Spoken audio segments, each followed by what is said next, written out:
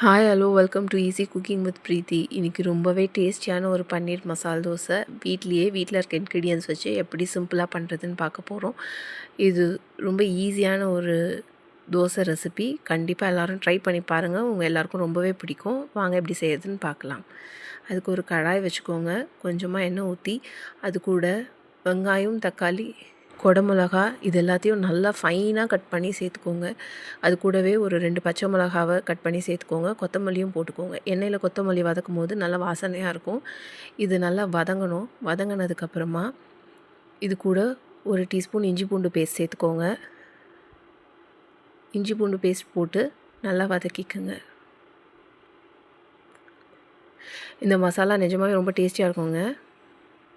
இது கூட ஒரு 1/4 டீஸ்பூன் மஞ்சத்தூள், 1/2 டீஸ்பூன் தனி மிளகாய்த்தூள், தேவையான அளவு உப்பு இதெல்லாம் போட்டு இதை நல்லா வதக்கிக்கோங்க.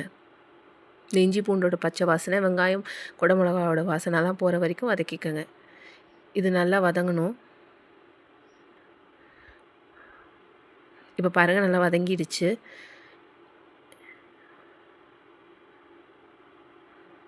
இது கூட ஒரு 1/2 கப் அளவுக்கு தண்ணி சேர்த்துக்கோங்க.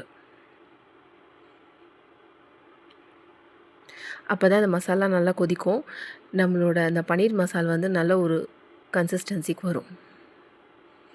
இப்போ இது கூட 1 ஸ்பூன் பாவ் பஜ்ஜி மசாலாவும் 1/2 ஸ்பூன் கிச்சன் கிங் மசாலாவும் சேர்த்துருக்கேன். இது ரெண்டும் தான் இந்த மசாலா, இந்த பன்னீரோட கிரேவிக்கு ஒரு நல்ல வாசனை கொடுக்க போகுது. வேறு எந்த மசாலாவும் நம்ம ஆட் பண்ணலை. இது ரெண்டுத்துலேயுமே எல்லா ஒரு டேஸ்ட்டும் ஃப்ளேவரும் நமக்கு கிடச்சிரும். இப்போது நான் இதில் துருவி வச்சுருக்கிற ஒரு பன்னீரை இது கூட சேர்த்துக்கிறேன்.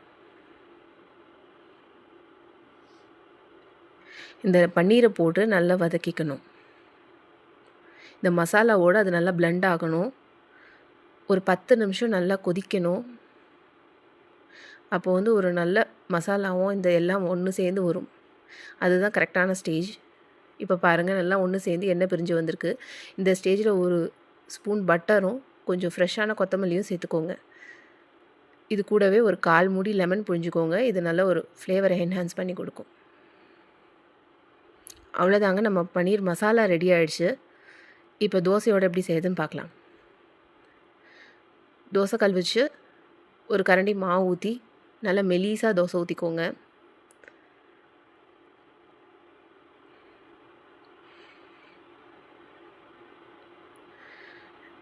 கொஞ்சம் தாராளமாக எண்ணெய் ஊற்றிக்கோங்க. அப்போ தான் ரோஸ்ட் மாதிரி வரும் இந்த தோசை.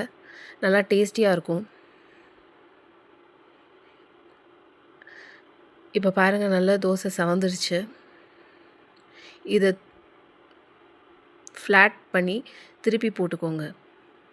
இது ரொம்ப வேகணும்னு அவசியம் இல்லை. உடனே திருப்பிட்டு நம்ம ஆல்ரெடி செஞ்சு வச்சுருக்கிற மசாலாவை இதில் எவ்வளோ தேவையோ அவ்வளோ அளவுக்கு சேர்த்து அழகாக மடிச்சிங்கன்னா நம்ம பன்னீர் மசால் தோசை ரெடி.